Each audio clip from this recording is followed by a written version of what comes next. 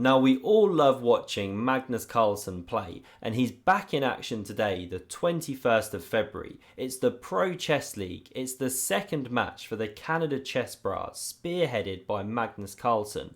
They're playing against the Indian Yogis, and his opponent in this round one game is Raunak Sadhwani, a young Grandmaster from India, just 17 years old.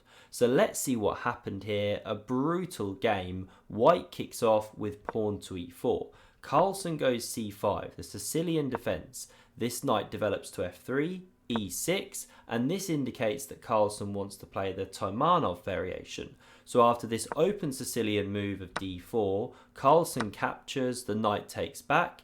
He goes knight c6, this other knight develops, and now he puts his queen on c7. And it looks unusual developing the queen so early, but it keeps an eye on some of these important dark squares. So g3 played, preparing to fianchetto the bishop, and now a6, weakening yet more dark squares, but you do stop a knight from ever hopping into b5.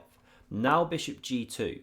This knight develops, and there's no e5. The queen and the knight, they keep an eye on that square. So castles was played, and now Magnus develops with his bishop, pressures that knight, and we see it retreat because if you capture here, you're actually helping black improve their pawn structure. So it drops back, the bishop retreats, and now queen to e2 carries on the harmonious development. Carlsen goes d6. Now bishop e3 was played, exchanges these dark squared bishops, queen recaptures, and Carlsen castles the king. So white now gains some space with pawn to a4, stops a later b5, and because of that, Carlsen now plays a very committal move. Now just to give you a sense of the position, he could go something like b6, prepare to fianchetto the bishop, rook b8 also a move coming off this long diagonal, and another plan to mention is knight to e5 looking into c4. Many different ideas, but Carlsen goes pawn to e5,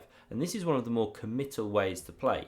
So why is he doing this? Well, he gains space, gets extra control over d4, and he gives his bishop a square to develop to, or possibly even here, or maybe a knight hops there, and that's why the pawn now covers that g4 square.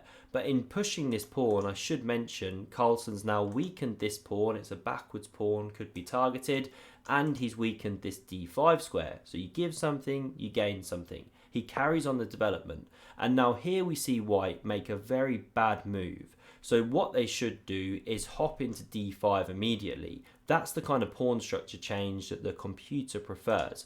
Also bringing the rook to the centre, not too bad, starts to eye the pawn.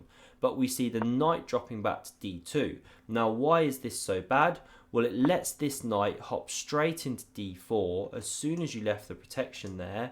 This pawn is attacked as highlighted, and how do you defend? Well, not comfortably. You have to slide the rook across, but then black brings their rook to barrel down the open c file, and the problem, as we'll see, is this b2 pawn here, because the moment it moves, it loosens this knight. Now the next move makes the position terrible. What should white do? Well, again, you should hop the knight into d5 to try and take care of that piece somewhat. But instead, we see pawn f4, and now Carlsen has a very simple response of queen to b6. Hits the b2 pawn, which is gluing the c3 knight, and how do you defend it? Because if you push it, well, can you see the tactic that wins the game in one on the spot for black? So the move to play here is rook takes on, whoops, I thought I had this. Yeah, rook takes on c3. After the queen recaptures, then the knight checks on e2 and you're picking up a whole queen. So that's the big problem. That's why you can't play pawn to b3. So if you can't go b3, well, what are you doing? You can't defend with the rook, because if you do that one, well, then there's this sneaky knight to e2 check. And you're opening up now this attack on the queen, and the queen can't take because it's pinned to the king, and if you take like this, well, you lose your queen. So what would be the best move here? Well, you'd have to go king f2, getting dragged out, then there's the captures here, whoops, recaptures, and knight takes on c3. This is just brilliant for black, everything's collapsing.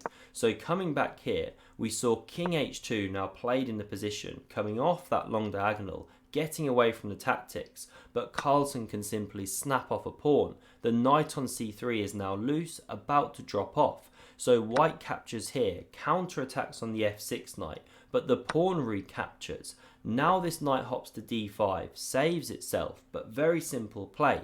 Carlsen captures with the bishop, the pawn recaptures, he chops on c2, winning a second pawn, hitting the queen, and here white actually resigned the game. And not premature, because you have to move the queen, the best square is b3, these ones come off the board, and then you could have a move like knight e3, just liquidating more pieces, and you're in this endgame, which is just hopeless, especially against the world champion. If you enjoyed this video, then I'd really appreciate if you can hit that like button, helps me out. Do subscribe as well if you never want to miss a future one, and to see another stunning Magnus Carlsen game, check out the video on screen.